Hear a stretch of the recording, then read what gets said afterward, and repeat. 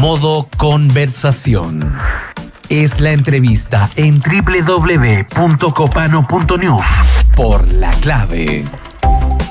Filósofa, columnista de La Tercera, influencer diría también, trabaja en la Universidad de Santiago, doctora en filosofía en la Universidad de Friburgo y catedrática en su alma mater, siendo la primera directora del Departamento de Filosofía de dicha casa de estudio. Entre sus principales obras destaca Animales enfermos, Filosofía como terapéutica y Pensar lo público. Tenemos a Diana Urenque, que va a estar presentándose en la Feria Internacional del Libro de Democracia y Derechos Humanos de Recoleta, y está con nosotros en Radio La Clave esta mañana para pensar la política, la vida, la filosofía. ¿Cómo estás, Diana? Bienvenida. Hola, buen día. Muchas gracias por la conversación. Contenta de conversar con ustedes. No, muchas gracias a ti. Oye, estábamos viendo la última columna que escribiste porque estamos hablando, el tema del día, el tema de la semana, el tema del mes y probablemente el tema del año. No sé si hay una noticia que le iguale a esta, que es lo de Luis Hermosilla, que todos los días avanza, aparecen más personajes. Esto es como si fuera una serie de Netflix donde se complica la trama, como si fuera 100 años de soledad. Caja de Pandora. Te meten personajes, o como Game of Thrones en su época, tercera, cuarta temporada, donde ya te perdí ahí los nombres.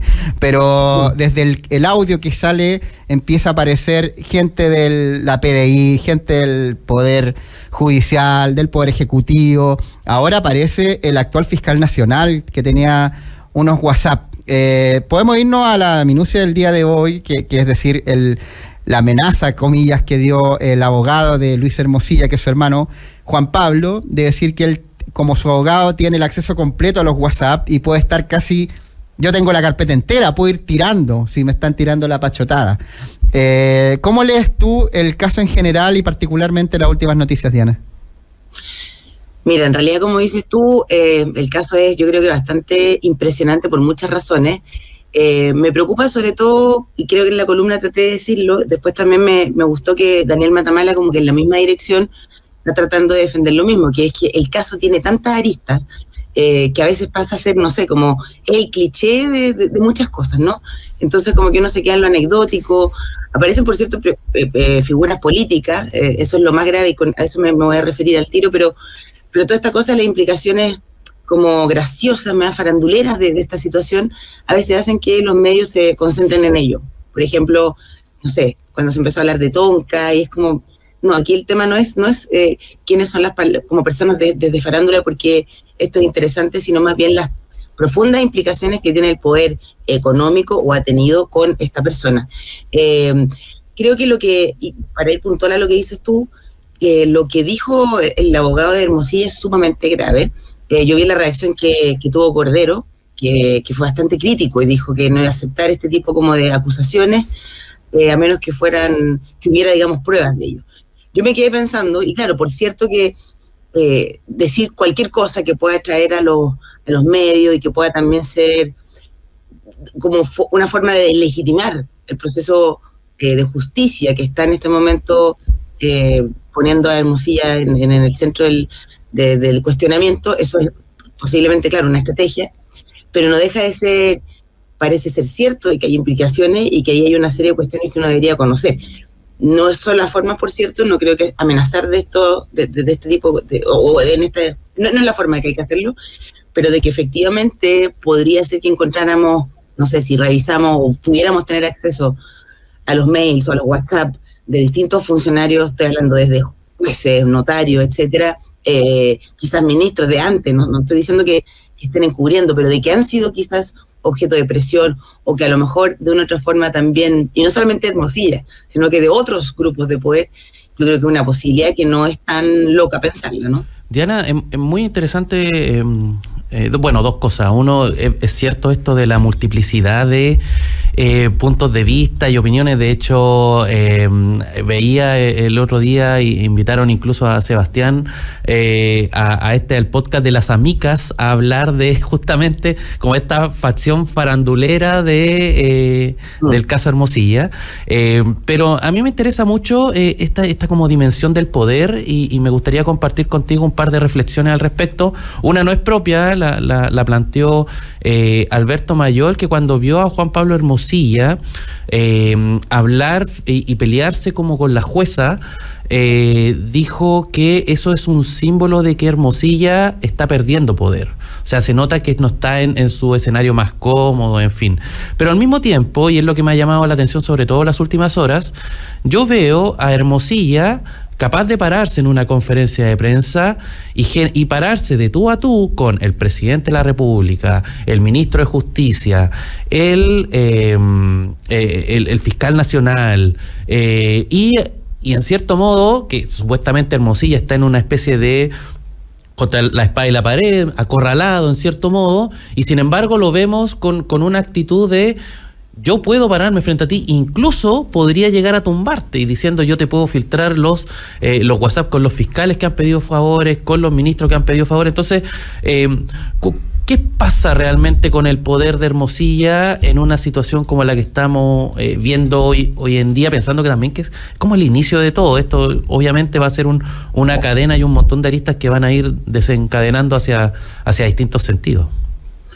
Mira, pienso que, a ver, por un lado sorprende, es bien escandaloso, de repente se hablan con eufemismo, ¿no? Esto como la danza de los millones, suena bonito, hasta uno se imagina como dinero danzante, ¿no? Como si fuera una cuestión como simpática, y en realidad es grave, muy grave. A mí me parece entre todo súper positivo que esto esté pasando, es una súper buena señal para el país, a diferencia de lo que a veces se piensa que si no se habla de corrupción es que no existe, no, o sea, creer que en gobiernos latinoamericanos, porque aquí también abracemos nuestro Chile. Chile está en un contexto latinoamericano donde nuestros países vecinos también han tenido mucha corrupción. Donde uno mira al norte del país, del mundo, han habido también casos de corrupción en países que se supone que funcionan mucho mejor. No sé, pienso en Alemania cuando fue el caso esto como de los autos, que estaban también trucando o no sé, algo estaban haciendo con esto de los gases. Entonces, pasa en todos lados. Yo creo que es una buena señal simplemente que se destape, ¿no? Porque nos estamos así cegando y la justicia de una otra manera está haciendo su trabajo. Dicho esto, que cómo se presenta a mí me da más la impresión de lo que decías tú al principio, o sea, esto de estar acorralado y empezar a disparar, como amenazar un poco a cualquier lado. Cuando uno tiene poder, yo creo que no haría algo de esa forma y de esa naturaleza, ¿no? Sería silencioso, sería corrupto, sería precisamente no decir, cuidado que voy a soltar muchos audios, porque ¿me entiendes? Ya se habría hecho ese trabajo y claramente esas redes parece que funcionaron mucho tiempo, pero no están funcionando en este caso en particular. Y lo más probable, la estrategia que hemos visto también, esto de que muchos dicen, bueno, no, pero Hermosilla en realidad aquí es algunos han dicho, no tan buen abogado, alguien que en realidad perdía sus casos, alguien que en realidad no es tan poderoso, alguien que solamente tenía un costo de vida muy lujoso. Y que en realidad no es tan poderoso, ¿no? Esa también es parte de la estrategia que se ha tratado de decir. Y yo creo que en parte es cierto, él solo no, por supuesto que no es el poder, no lo tenía el concentrado, pero sí con esta relación probablemente de favores, de conocer ciertas cosas. Y de nuevo, yo creo que lo más grave es esto. En Chile, es cierto, la ley, y esto lo he dicho en otros lados, es para todos igual, o sea, está este universalismo de las leyes. Sin embargo, sabemos que la justicia tiene distintas balanzas en la medida en que uno tiene las asesorías correctas, el bufete de abogados correcto, la zona gris. El que detecte la zona gris de la ley puede salir, digamos, invicto de un juicio o con penas mucho menores a todo el resto de los mortales que no tenemos para pagar abogados, que no estamos quizás tan alfabetizados. Y este caso también lo demuestra muy bien, ¿no? Demuestra muy bien que si tú tienes realmente el bufete de gente apropiada, también puedes defenderte mejor, y eso es algo también que de lo que deberíamos aprender como país.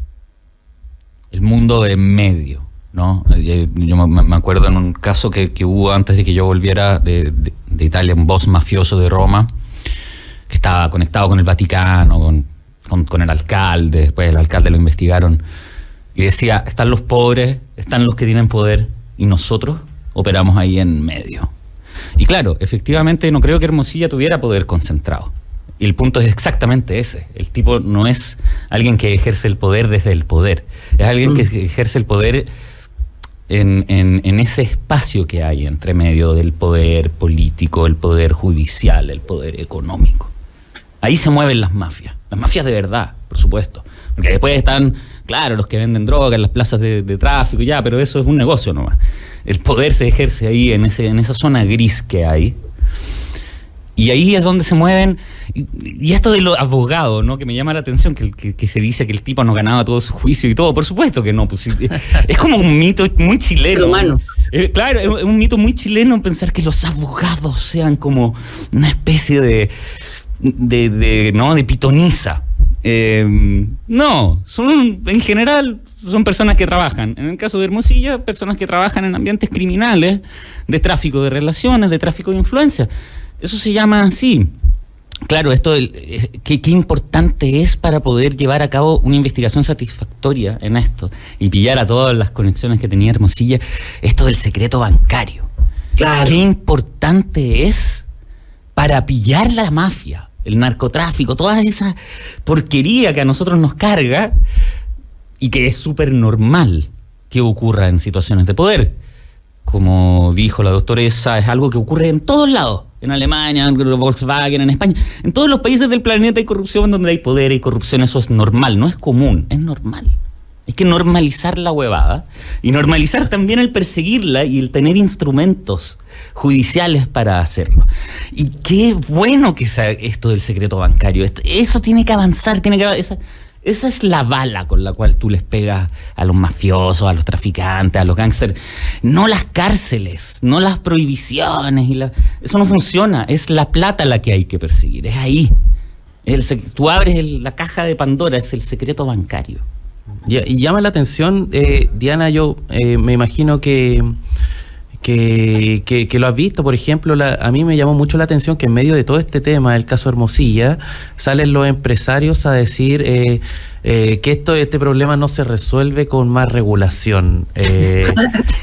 Me encanta eso que uno dice el descaro. Es que esto no se resuelve con más transparencia. Es que Boric hace que van a tirar el tema para otra cosa. Sí, yo me gustaría también ver eso, porque también otra de las aristas importantes es en cierto modo cómo las instituciones acá quedan full dañadas con esto, especialmente pienso yo el Poder Judicial. O sea, acá las mismas personas en las que influyó Hermosilla van a ser quienes van a tener la última palabra, y me refiero particularmente a la Corte Suprema. ¿Cómo ves tú ese escenario?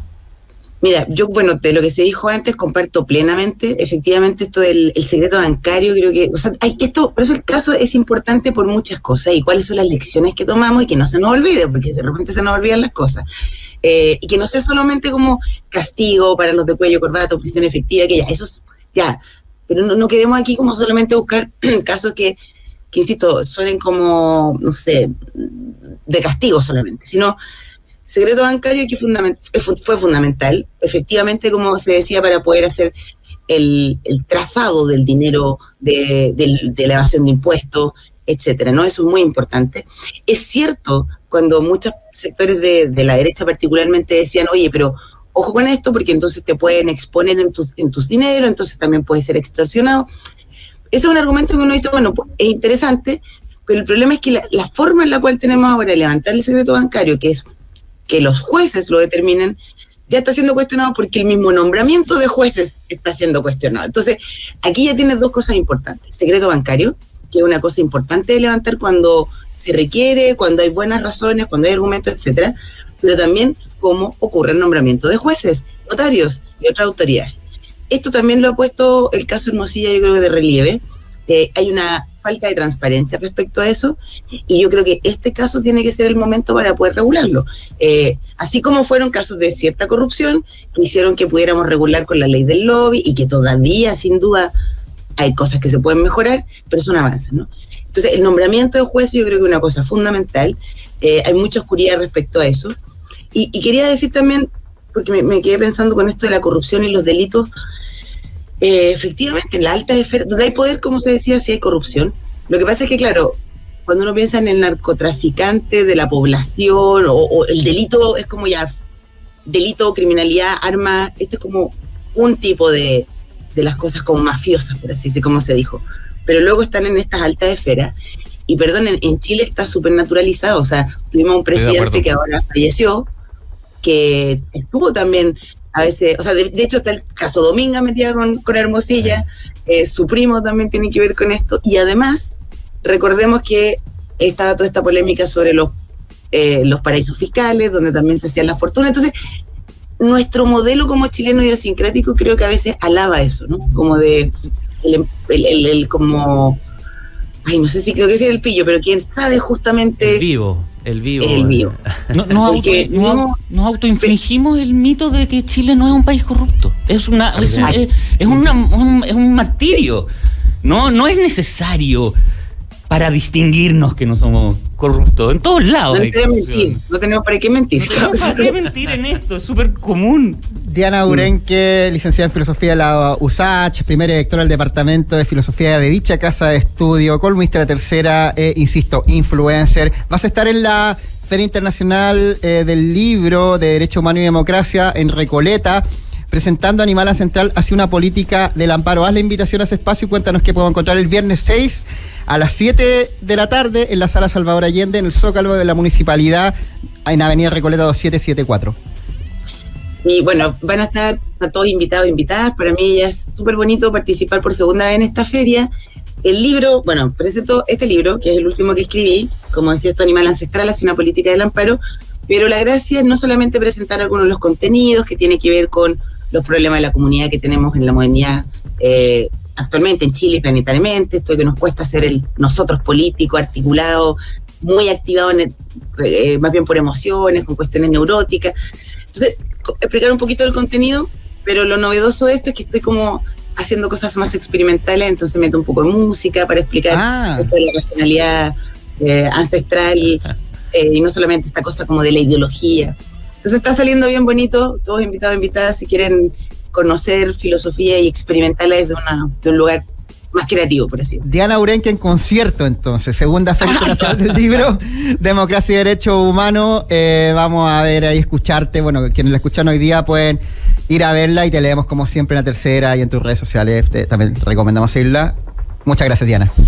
Ay, muchas gracias a ustedes. Un placer. Cuando quieran. Igual.